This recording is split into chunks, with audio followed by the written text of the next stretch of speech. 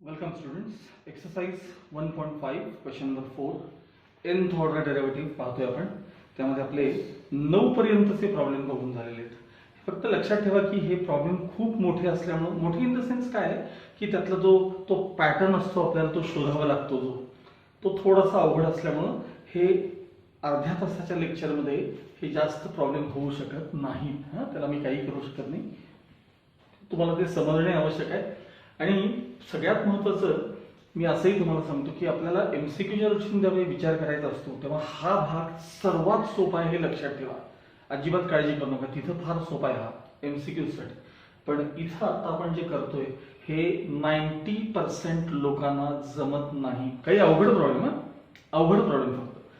आता शेवटचे आता हे जे 2-3 आहेत ना येणारे, हे 10th 11th 12th आणि मी फर्स्ट क्वेश्चन सोडून दिलं होतं, म्हणजे आता घेणार याच्यानंतर. तर हे सगळेच्या सगळे अवघड क्वेश्चन्स आहेत. कदाचित फक्त 2 सुद्धा माझ्याकडनं एक्सप्लेन होतील अर्ध्या तासात, कदाचित 1 सुद्धा होईल, काही सांगता येत नाही. ठीक आहे, let's see. y equals 1/3x - 5 असा जेव्हा टाईप येतो की नाही 1/ax + b, तर लक्षात ठेवा त्या x चा जो कोएफिशियंट आहे की नाही तो सारखा सारखा त्यामध्ये येत राहतो. म्हणजे त्याच्या पॉवर्स इंटू, दरवेळी तुम्ही इंटू समथिंगचा डेरिव्हेटिव्ह करणार की नाही समथिंगचा, मग तो 3x चा कोएफिशियंट 3 हा सारखा येत राहणार. मग तो सारखा जो येत राहतो की नाही तो पॉवर्सच्या फॉर्म मध्ये लिहित जायचा, पॉवर्सच्या फॉर्म मध्ये. म्हणजे एकदा आला तर 3^1, दोनदा आला तर 3^2. हे साधे साधे याच्यातले काही टेक्निक्स आहेत, ते प्रॅक्टिसनं हळूहळू जमतात. पण मी काय म्हणतो तुम्हाला शेवटी की आपण सगळा विचार एमसीक्यू साठी करायचा आहे. ज्यावेळेस तुम्हाला खाली 3-4 ऑप्शन देतात त्यावेळी कुठल्या तरी पहिल्या ऑप्शन मध्ये n = 1 रिप्लेस करून बघायचा आणि आपला फर्स्ट ऑर्डर डेरिव्हेटिव्ह बघायचा. मॅच झालं बरोबर, n = 2 ला चेक करायचं, 3 ला चेक करायचं आणि डेरिव्हेटिव्ह आपण फास्ट घेऊ शकतो. ह्याचं आता मला सांगा, हे डेरिव्हेटिव्ह तुम्हाला सगळ्यांना घेता येतात, काही अडचण येत नाही. अडचण कुठे येते तर ती पॅटर्न ओळखायला अडचण येते आणि त्यामुळे जरा थोडंसं ते अवघड वाटतं. पण काळजी करू नका, लक्षात ठेवा. y इक्वल्स 1/3x - 5 हे दिलेलं फंक्शन आहे. Differentiating with respect to x, y1 म्हणजे फर्स्ट ऑर्डर डेरिव्हेटिव्ह, 1/x चा डेरिव्हेटिव्ह -1/x², 1 समथिंग चा derivative -1 something square, -1 something square into त्या समथिंगचा डेरिव्हेटिव्ह आला बघा हा 3. मी म्हटलं ना इंटू समथिंगचा आहे, म्हणजे थोडक्यात y1 काय आहे तर -3/3x - 5 चा ब्रॅकेट स्क्वेअर आहे. हा झाला तुमचा फर्स्ट ऑर्डर डेरिव्हेटिव्ह. आता पुन्हा differentiating with respect to x, मी कसं लिहितो बघा, y2 equals -3 coefficient into d/dx of, या टर्मला वर घेतो, 3x - 5 चा bracket square, sorry raise to वर घेतलेत ना त्याला. आता डेरिव्हेटिव्ह बघा -3 ॲज इट इज, पुढं समथिंग रेज टू n चा डेरिव्हेटिव्ह आपला -2 पुढं आणायचे इंटू समथिंग -5 वरच्यातनं एक कमी करायचे इंटू समथिंगचा डेरिव्हेटिव्ह, बघा 3x चा डेरिव्हेटिव्ह 3 आला. आता जरा कसं लिहितोय नीट लक्ष द्या. हा 3 आणि इथला 3 तो इंटू समथिंगचा डेरिव्हेटिव्ह नाही, तो 3 चा काय झाला सांगा square, minus into minus sign तर प्लस झाले.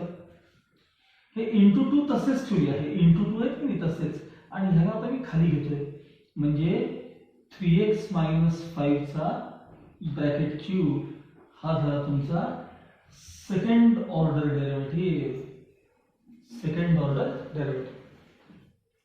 पुन्हा differentiating with respect to x. आता y3 इक्वल्स हा सांगा, हे 3 चा स्क्वेअर इंटू 2 हे कोएफिशियंट आहेत, 3 चा स्क्वेअर इंटू 2 हे कोएफिशियंट आणि d/dx ऑफ 3x - 5 त्याला वर घेतलं, रेज टू -3 घेतलं, रेज टू -3. ठीक आहे बघा, 3 स्क्वेअर इंटू 2, आता हे -3 पुढे आणले इंटू 3x - 5 रेज टू 1 कमी झाला इंटू समथिंगचा डेरिव्हेटिव्ह 3. आता फायनल आन्सर बघा, हा 3 याला मल्टिप्लाय करा, ह्याचा काय बघायचं नाही, हा इंटू समथिंगचा डेरिव्हेटिव्ह की नाही त्यानं पॉवर्स वाढवत नाही. हे बघा 3 चा क्यूब झाला, हे झाले 3 टू द 6 झाले, 3 टू द 6 अपॉन याला खाली घेतो मी 3x - 5 रेस टू 4 केलं आणि साइन सगळ्यांचं बघा एकदा हे मायनस साइन दिलं, आले काय हे y3 आले, थर्ड ऑर्डर डेरिव्हेटिव्ह आला.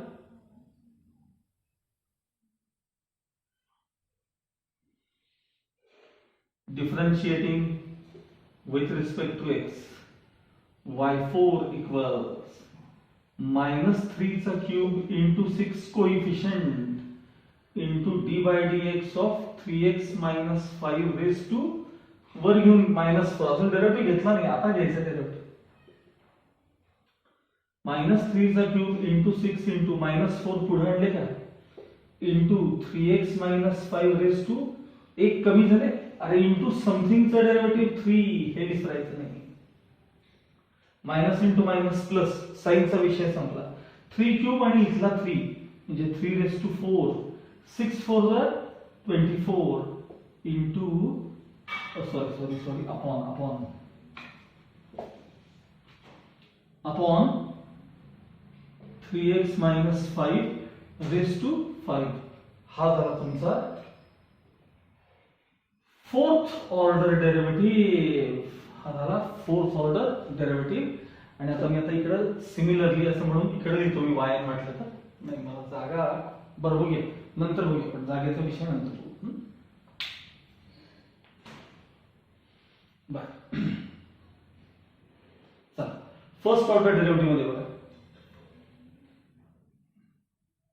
Minus second order plus third order minus पुन्हा plus minus plus minus plus. सुरुवातीला मायनस आलं की सोपं असतं, -1 रेस टू n लक्षात ठेवायचं. n order derivative -1 raise to n इथे लिहितो -1 रेस टू n. हा कोणासाठी हे प्लस मायनस आहे. फर्स्ट ऑर्डर डेरिव्हेटिव्ह करता n च्या जागी 1 घातले की नाही की -1 चा फर्स्ट पॉवर -1च येते. -1 चा स्क्वेअर आहे की नाही, सेकंड ऑर्डर करता स्क्वेअर केले तर तो पॉझिटिव्ह आहे. थर्ड ऑर्डर करता मायनस इथं -3 -1 रेस टू 3 येणार तर ते परत निगेटिव्ह. थोडक्यात -1 रेस टू n तुम्हाला आता कळलं. आता फर्स्ट ऑर्डरला 3 ची फर्स्ट पॉवर आहे बघा, 3 ची फर्स्ट पॉवर आहे की नाही. सेकंड ऑर्डरला 3 ची सेकंड पॉवर आहे, थर्ड ऑर्डरला 3 ची थर्ड पॉवर आहे, फोर्थ ऑर्डरला 3 ची फोर्थ पॉवर आहे. मग nth ऑर्डरला 3 ची कितवी पॉवर असेल सांगा, nth पॉवर असेल. हे जरा पॉवरचा विषय झाला. आता इथं y1 ला इंटू इथं न्यूमरेटर मध्ये 1 आहे, एक्स्ट्रा इंटू काहीतरी बघा, 3 च्या पॉवर व्यतिरिक्त इंटू काहीतरी बघा. मग इथे इंटू 1 आहे, इथं काय इंटू 1, इथे इंटू 2 आहे, इथं इंटू 6 आहे, इथे इंटू 24 आहे. जरा फॅक्टोरियल नोटेशन डोक्यात ठेवा. हे 1 फॅक्टोरियल बघा, 1 फॅक्टोरियल म्हणजे 1, 2 फॅक्टोरियल म्हणजे 2, 3 फॅक्टोरियल म्हणजे 6, 4 फॅक्टोरियल म्हणजे 24. फॅक्टोरियल आठवत आहे ना 11वी. मग मला सांगा फर्स्ट ऑर्डरला 1 फॅक्टोरियल, सेकंड ऑर्डरला 2 फॅक्टोरियल, थर्ड ऑर्डरला 3 फॅक्टोरियल, फोर्थ ऑर्डरला 4 फॅक्टोरियल, मग nth ऑर्डरला n फॅक्टोरियल. आता डिनॉमिनेटर मध्ये बघा ब्रॅकेट्स रेस टू काहीतरी आहे प्रत्येक वेळेला, ब्रॅकेट रेस. फर्स्ट ऑर्डरला ब्रॅकेटचा स्क्वेअर आहे म्हणजे याच्यापेक्षा 1 न पॉवर जास्त आहे. सेकंड ऑर्डरला ब्रॅकेटचा क्यूब आहे म्हणजे 1 न पॉवर जास्त आहे. थर्ड ऑर्डरला ब्रॅकेट रेस टू 4 आहे म्हणजे 1 न ह्याच्यापेक्षा 3 पेक्षा 1 न जास्त पॉवर आहे. फोर्थ ऑर्डरला रेस टू 5 आहे म्हणजे 1 न पॉवर जास्त आहे म्हणजे nth ऑर्डरला 3x - 5 raise to n+1 he power असणार आहे. आणि राहायचं आता similarly yn equals -1 raise to n into 3 raise to n into n factorial upon 3x - 5 raise to n+1. हे असं गेस करत जायचं असतं. आणि जर तुम्हाला वाटलं तर यांच्या समोर ते लिहून काढा, वाटलं तर मी हवं तर दाखवलंय बघा इथं म्हणजे लवकर कळेल. बघा -1 ची फर्स्ट पॉवर आहे इंटू 3 ची फर्स्ट पॉवर आहे इंटू 1 फॅक्टोरियल आहे आणि खाली 3x - 5 रेस टू 2 टू जे आहेत ना त्याला मी 1+1 देतोय. आता इथं बघा -1 चा स्क्वेअर आहे म्हणजे प्लस साइन आलं, 3 चा स्क्वेअर आहे, शेजारी 2 फॅक्टोरियल आहेत, खाली 3x - 5 रेस टू 2+1 आहे. सेकंड ऑर्डरला 2+1 आहे म्हणजे 3 ऍक्च्युअली. इथं बघा हा -1 ची थर्ड पॉवर आहे म्हणजे -1, 3 चा क्यूब आहे, शेजारी 3 फॅक्टोरियल आहे, हे बघा 3 फॅक्टोरियल म्हणजे 3 × 2 × 1 6 अपॉन खाली 3x - 5 रेस टू 3+1 आहे बघा, ते 4 म्हणजे 3+1 आहे. आता याचं मी इथंच दाखवतो कारण मला समोर जागा नाही. बघा -1 रेस टू 4 आहे म्हणजे +1 झालं, 3 ची फोर्थ पॉवर आहे, हा जो नंबर आहे ना हा तो 4 फॅक्टोरियल आहे बघा, फोर्थ ऑर्डरला 4th फॅक्टोरियल आहे. खालचा जो नंबर आहे तो 3x - 5 रेस टू 5 म्हणजे 4+1 आहे. पण त्यावरून आता nth ऑर्डर गेस करता येईल की नाही सांगा तुम्हाला. ओके, प्रॅक्टिस करायची.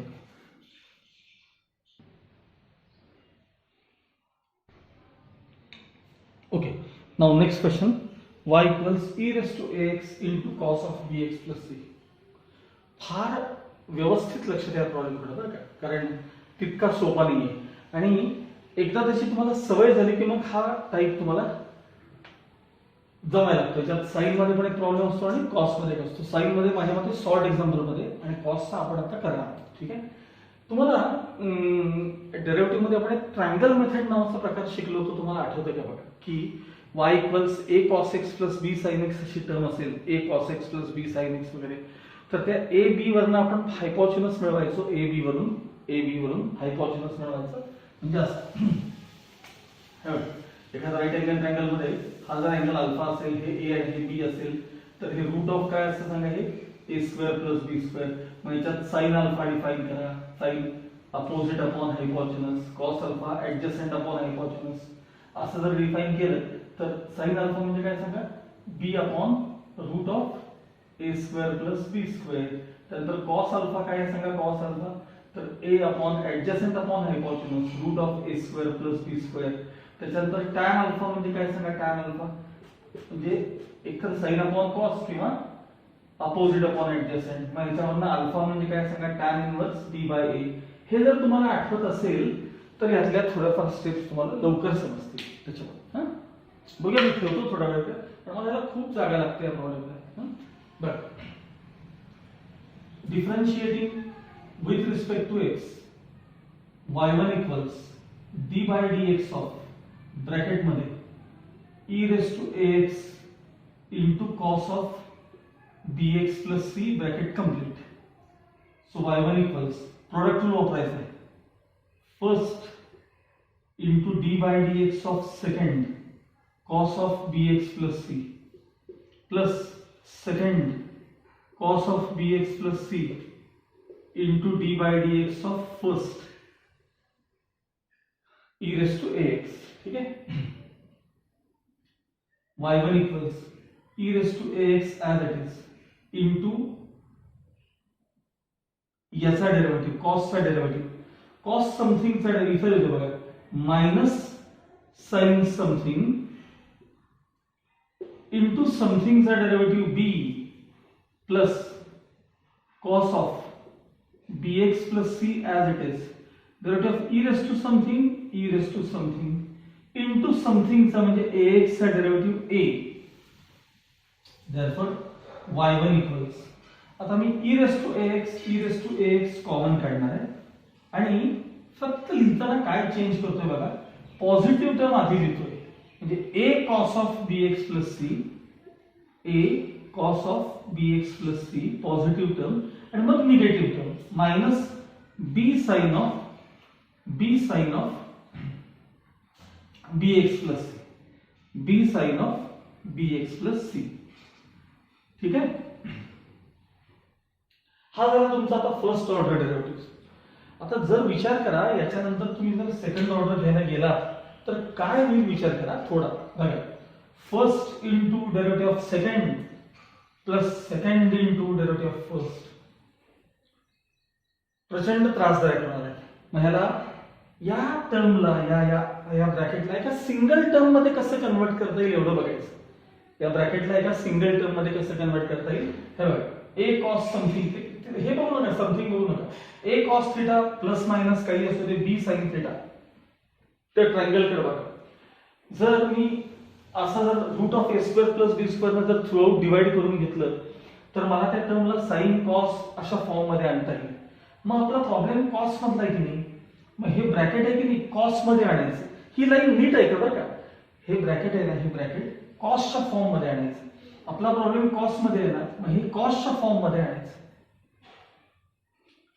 जर प्रॉब्लेम साइन मध्ये असेल तर ते साइनच्या फॉर्म मध्ये आणायचं. म्हणजे expansion sine of alpha plus beta किंवा साइन ऑफ अल्फा मायनस बीटाच्या फॉर्म मध्ये आणायचं. आता हे एक्सपान्शन कॉसच्या फॉर्म मध्ये आणायचं. म्हणजे असं दिसलं पाहिजे कॉस कॉस मायनस किंवा प्लस जे असेल ते साइन साइन असं दिसलं पाहिजे. ठीक आहे. मग आता त्यातल्या ए ला मी काय रिप्लेस करते बघा. ए ला a upon root of a square plus b square. जर इथे मला ए च्या जागी आणता आलं तर मी त्याला कॉस मध्ये कन्वर्ट करू शकतो. या टर्मला म्हणजे कॉस कॉस मायनस. जर बी चं टर्म मी साइन मध्ये आणू शकतो साइन मध्ये तर त्याला मी साइन साइन पण लिहू शकतो. मग ते आणण्यासाठी पुढची स्टेप महत्वाची आहे, लक्ष द्या. y1 as it is e raised to ax as it is बघा into root of a square plus b square न मल्टिप्लाय करणार आणि डिवाइड पण करणार. डिवाइड म्हणजे खाली अपॉन घेणार आहे पण ते ब्रॅकेटच्या आत घेणार आहे. बघा हा a upon root of a square plus b square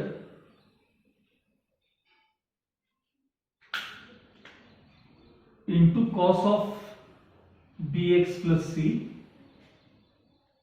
minus b upon root of a square plus b square into sine of b x plus c bracket complete. आता तुम्ही असा विचार करा की या संपूर्ण टर्म मधून जर मी खाली डिनॉमिनेटर मध्ये root of a square plus b square common काढले की ह्याच्याशी काय होतं सांगा कॅन्सल.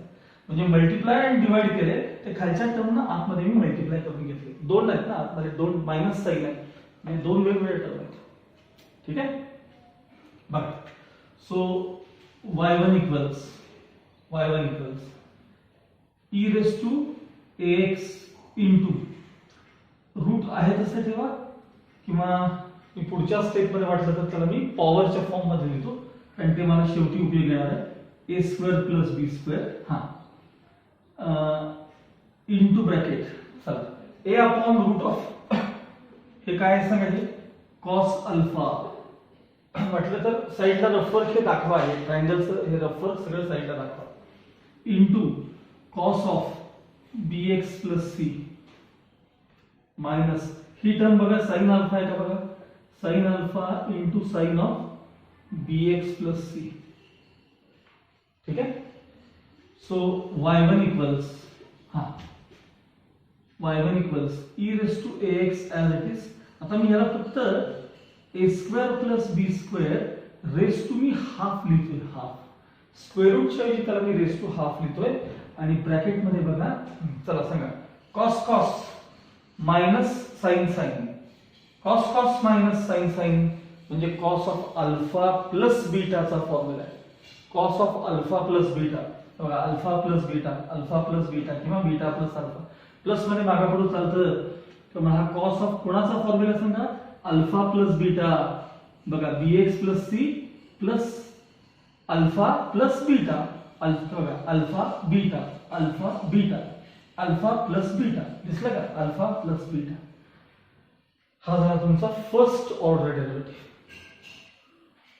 हा काय झाला तुमचा फर्स्ट ऑर्डर डेरिव्हेटिव्ह आणि हा कुठेतरी व्यवस्थित तुम्ही त्याला इक्वेशन 1 देऊन ठेवा मार्क करून ठेवा त्याला काहीतरी. हा झाला तुमचा फर्स्ट ऑर्डर डेरिव्हेटिव्ह. कारण मला आता बोर्ड रब करावं लागणार आहे. 3 डेरिव्हेटिव्ह किमान घ्यायचं आपल्याला 3 डेरिव्हेटिव्ह तेव्हा मला सारखं प्रत्येक वेळेला बोर्ड रब करावं लागणार आहे.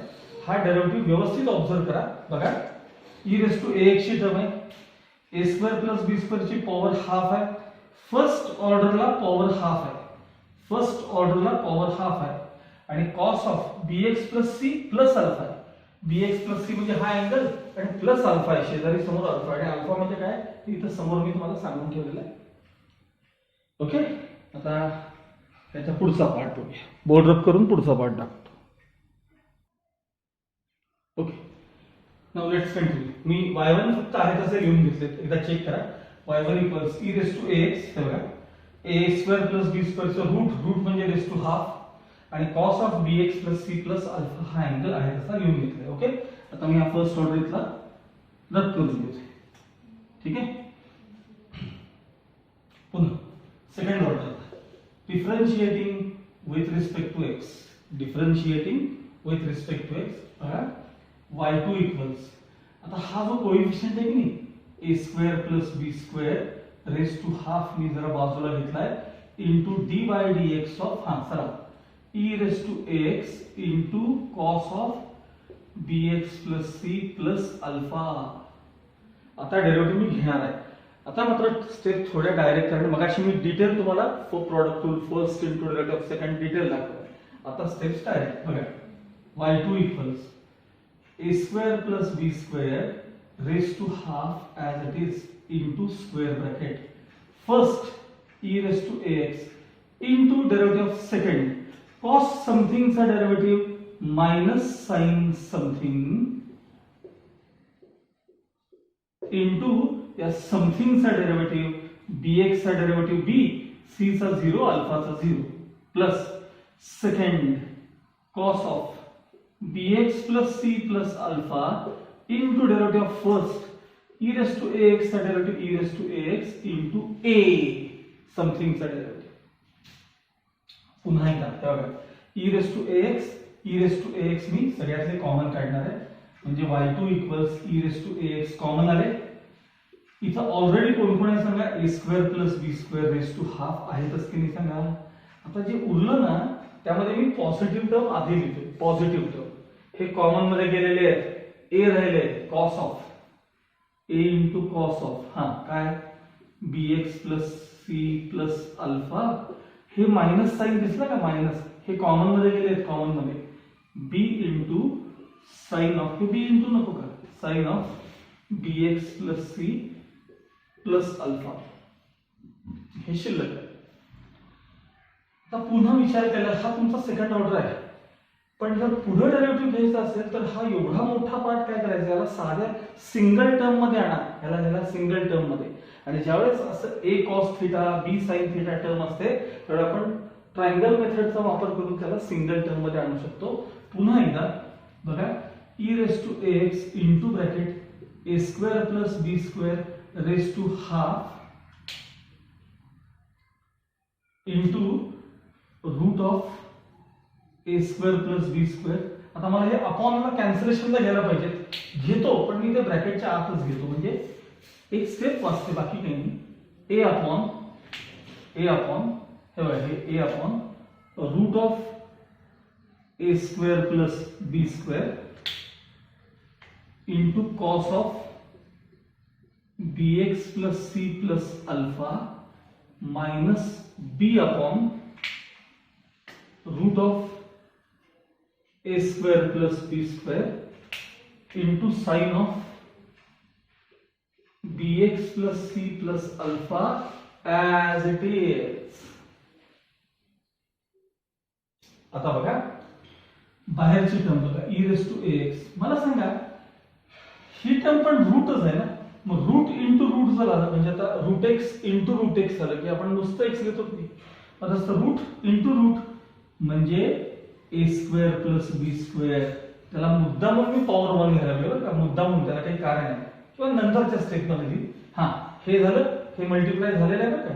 आता इथं या टर्मला मी तिकडे बघून घ्या काय लिहिणार आहे, cos alpha into cos of bx plus c plus alpha minus ह्याला काय लिहिणार आहे मी, sine alpha into sine of bx plus c plus alpha. आता मी काय केलं होतं माहितीये, मुळातच ट्रायंगल हे ए बी असे ऍडजस्ट करून घेतले होते की डोक्यात असतं कॉस मध्ये मला टर्म आणायचे, म्हणजे कॉस मध्ये ए अपॉन रूट ऑफ ती टर्म कॉस पाहिजे मला अशी.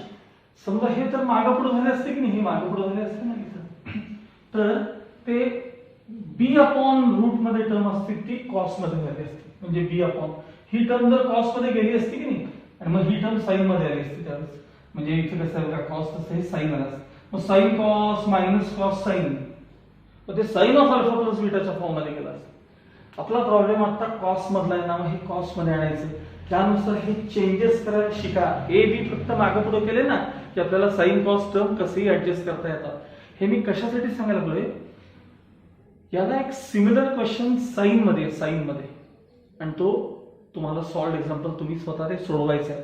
हे बघायचं आणि सोडवायचं, हे बघायचं आणि सोडवायचं, ह्याला प्रॅक्टिस लागते. त्यामुळे सॉल्व एक्झाम्पल देखील याचे सगळे सोडवून करा. ओके, आता कुठं आलोय मी, y2 झालंय आपला second order derivative, y2 equals e raise to ax into bracket a square plus b square raise to 1 मुद्दाम लिहितोय का मी.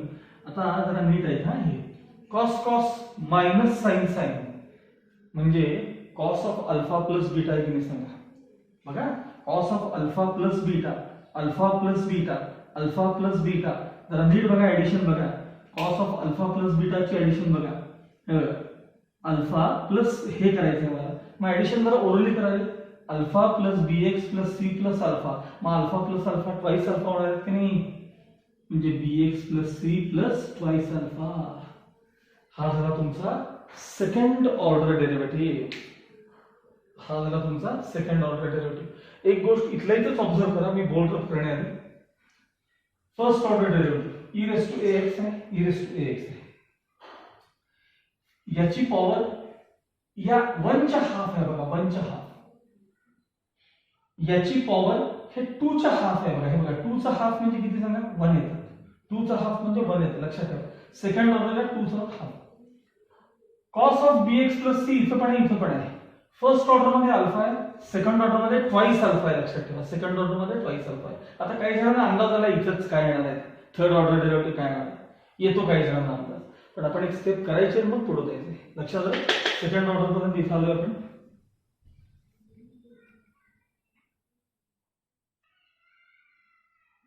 Okay, now let's continue third order derivative कडे बघूया आपण. मी फक्त y2 आहे तसं इथे लिहून घेतलाय, चेक करा. y2 e raise to ax आहे, a square plus b square ची पॉवर 1, ठीक आहे. cos of bx plus c plus twice alpha हे मी लिहून घेतलेलं आहे, ठीक आहे. आता हे पुसतो, हा y2 मी आहे तसं लिहून घेतलेलं आहे. Now differentiating with respect to x, y3 equals, आता मी आधीच कोएफिशिएंट बाहेर काढतो, a square plus b square raise to 1 coefficient into dy dx of, हा कोण कोण सांगा, e raise to ax into cos of bx plus c plus twice alpha. आता आपण डेरिव्हेटिव्ह घेणार, प्रोडक्ट रूल डायरेक्ट वापरणार मी. y3 इक्वल्स बाहेर a square plus b square raise to 1, product rule first into derivative of second, cos something चा derivative,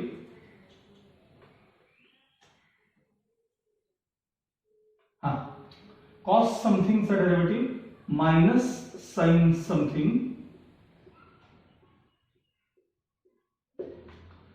into something चा derivative म्हणजे b, कारण बाकी त्यात कॉन्स्टंटच आहे, plus second cos of bx plus c plus 2 alpha into derivative of e raised to ax म्हणजे e raised to ax into ax चा derivative a. First into derivative of second plus second into derivative of first. नेहमीप्रमाणे मी e raised to ax काय करतोय, e raised to ax common घेतली बाहेर, e raised to ax common काढली. Already a square plus b square आहेत का बघा, race to 1 आहेत का बघा, आणि आता मी पॉझिटिव्ह टर्म आधी लिहितोय, a cos something, a cos of px plus c plus twice alpha minus b sine of, sorry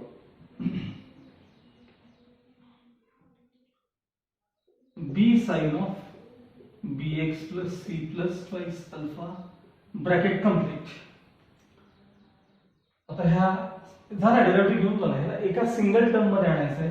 यासाठी y3 equals e raise to ax into bracket a square plus b square bracket raise to 1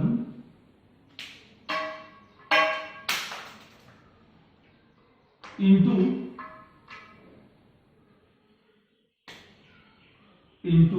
route of a square plus b square हे आपण extra घेतले. आता मी ते कॅन्सलेशनला आत वापरणार आहे. हा a upon root of a square plus b square into cos of bx plus c plus twice alpha minus b upon root of a square plus b square into sine of bx plus c plus twice alpha bracket complete. आता मला सांगा हे bracket raise to 1 आहेत. आता हे bracket raise to half आहेत की नाही सांगा. रूट म्हणजे काय असतं रेस टू हाफ. मग 1 आणि तिकडचे हाफ त्यांची ऍडिशन 3/2 इंडायसेस यायला पाहिजे. So y3 equals e raise to ax a square plus b square ची पॉवर झाली 3/2. बघा a square plus b square ची पॉवर काय झाली 3/2 आणि हे मल्टिप्लाय झाले तर का. आता ह्याला म्हणणार मी cos अल्फा तिकडे बघा याला cos alpha into cos of bx plus c plus twice alpha minus याला म्हणणार आहे मी sine alpha into sine of bx plus c plus twice alpha bracket complete. So y3 equals e raise to ax into a square plus b square raise to 3/2 into cos of cos minus sine alpha beta cos minus sine म्हणजे cos of alpha plus beta. आता alpha म्हणजे हे आणि beta म्हणजे हे यांची addition करा. ह्याची ऍडिशन सांगा मला. याची addition alpha plus bx plus c plus 2 alpha म्हणजेच bx plus c plus 3 alpha. हा झाला तुमचा थर्ड ऑर्डर डेरिव्हेटिव्ह. आता जर तुम्हाला गेस करता आला असेल तर बघा तुमच्या वहीत असेल तर बघा y1 ला काय होतं. y1 ला e रेस टू ax होते. a square plus b square raise to half होते बरं का. म्हणजे फर्स्ट ऑर्डर डेरिव्हेटिव्हला हाफ होतो म्हणजे 1/2 होतं. सेकंड ऑर्डर डेरिव्हेटिव्हला इथं रेस टू 2/2 होते म्हणजे रेस टू 1 होते ना 2/2. थर्ड ऑर्डरला 3/2. फोर्थ ऑर्डरला 4/2. फिफ्थ ऑर्डरला 5/2. सिक्स्थ ऑर्डरला 6/2. मग nth ऑर्डरला n/2. आता इथं बघा cos of bx plus c सगळीकडे होतं. फर्स्ट ऑर्डर मध्ये 1 alpha, second order 2 alpha, third order 3 alpha, fourth order 4 alpha, nth order n alpha. Similarly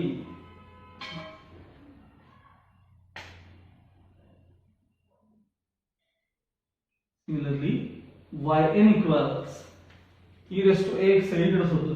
e raised to ax into a square plus b square raised to n/2 into cos of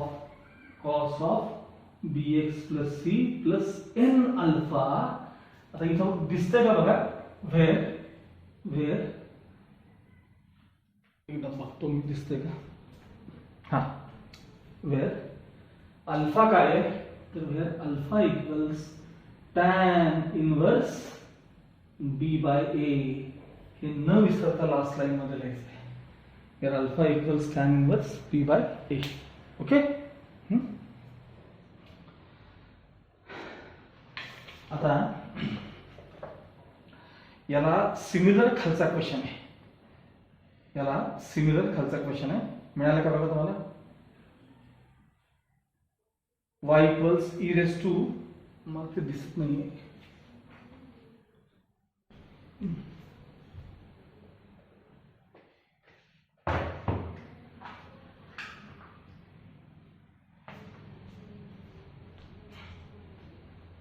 हा last question काय बघा त्यातला y equals e raise to 8x आहे म्हणते y equals e raise to 8x into cos of 6x plus 7 असा तो question आहे cos of 6x plus 7 जरा वरच्या प्रॉब्लेमशी कम्पेअर करा व्यवस्थित कम्पेअर करा a च्या जागी 8 आलेला आहे a च्या जागी 8 आलेला आहे त्यातला जो a आहे ना त्या ठिकाणी 8 आहे आणि नंतर b च्या जागी 6 आले बघा b च्या जागी 6 आणि c च्या जागी काय आले सांगा 7 मग यानुसार तुम्हाला ह्यानुसार सेम सगळा प्रॉब्लेम फक्त ABC च्या ऐवजी 876 किंवा 867 असे नंबर आले त्यानुसार तुम्हाला हा मात्र क्वेश्चन जमलाच पाहिजे हा आपण स्वतः ट्राय करा 12th क्वेश्चन आता फक्त मी वरती जो 4th मधला फर्स्ट क्वेश्चन राहिलाय ax plus b raise to m हा जो राहिलाय तो मी नेक्स्ट व्हिडिओमध्ये एक्सप्लेन करेन आणि तो जर तुम्हाला क्वेश्चन चांगला समजायचा असेल तर घरी थोडी प्रॅक्टिस ह्याची करा ax plus b raise to 6 चे एक 6-7 डेरिव्हेटिव्ह कमीत कमी 7 डेरिव्हेटिव्ह घ्या 7 म्हणजे 7th ऑर्डर पर्यंत तुम्ही जावा ax plus b raise to 6 हे एक्झाम्पल घ्यायचं आणि याचे 7 डेरिव्हेटिव्ह काढून ठेवायचे हे जर काढून ठेवलं तर तुम्हाला लवकर तो वरचा प्रॉब्लेम फर्स्ट क्वेश्चन आहे तो लवकर समजेल okay till then good bye